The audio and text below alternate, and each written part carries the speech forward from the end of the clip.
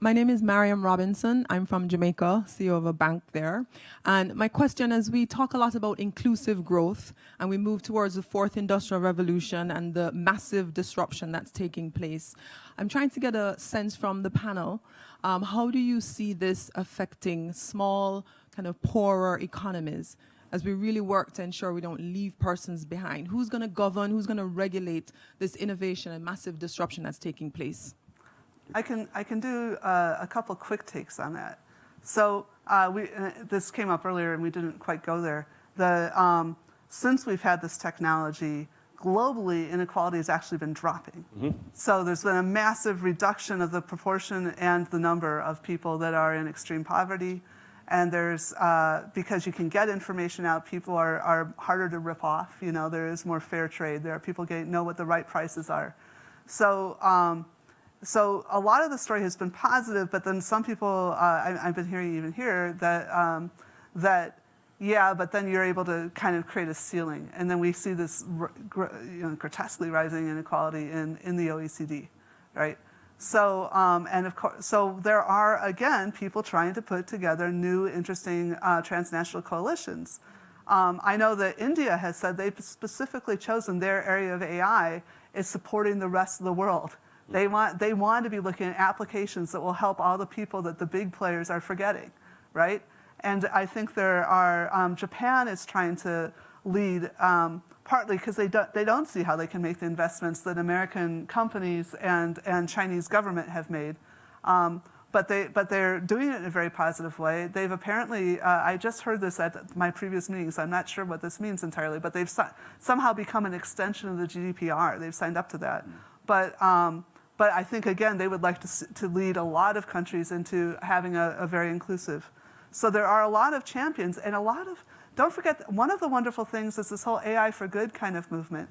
A lot of, as we fight for talent, and then you have especially millennials and people, but I think all of us, who doesn't want to do good with their lives, right? Yep. And so there's a lot of people that when you bring these questions to the table and remind people, because their implicit biases were to forget them, they go, wait, I want to work on that. It is interesting. So you're helping. I'll dovetail on that. You know, we have the great fortune of working with a number of sovereign wealth funds who actually are embracing a number of our portfolio companies and say, listen, we want to take in education and agriculture and other areas, we want to take certain of these solutions and actually put them in our neighboring countries to actually improve the quality and condition. You know, food stability, transparency, educational uplift opportunities, identification of individuals who can actually continue to propel their societies forward.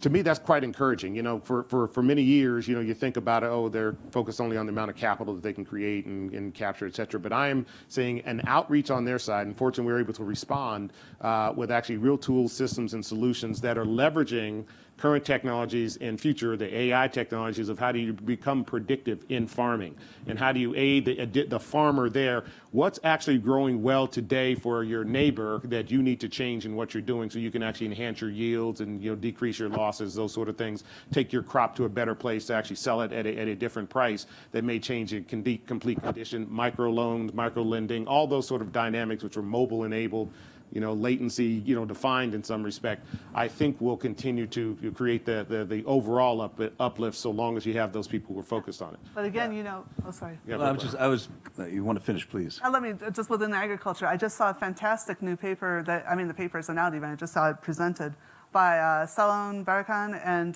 Karen Levy at Cornell. Mm-hmm. That Great when school, you do that stuff, yeah, when you do all that, you are taking away part of the way that farmers and farming communities were able to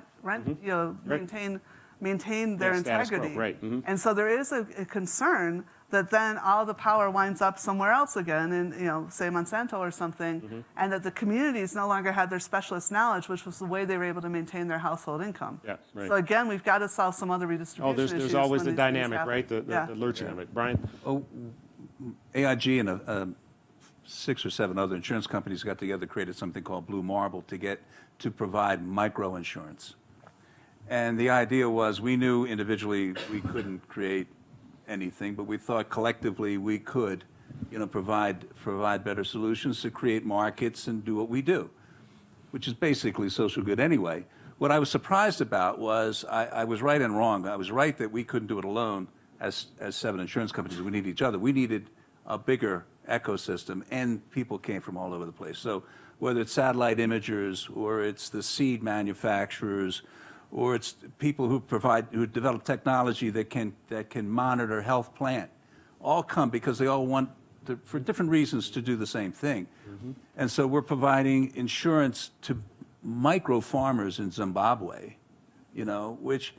and for us, there's the benefit of reverse engineering, because if we can solve the ability to deliver a product that's so small in its size, and do it economically, we reap the benefits. We get the benefits of technology. So it's been a very interesting reverse kind of process for me. So I think I'm with you. I think there's a general feeling of wanting to do good, and I think there's a lot of outreach there. I think for most countries, I think there's an education side to this thing. It's your own. All our populations have to be able to deal with this new world. I'll just add one quick thing, just to your question. I think that, a lot of times when people talk about what the cloud actually is, they really talk about it as democratization of technology.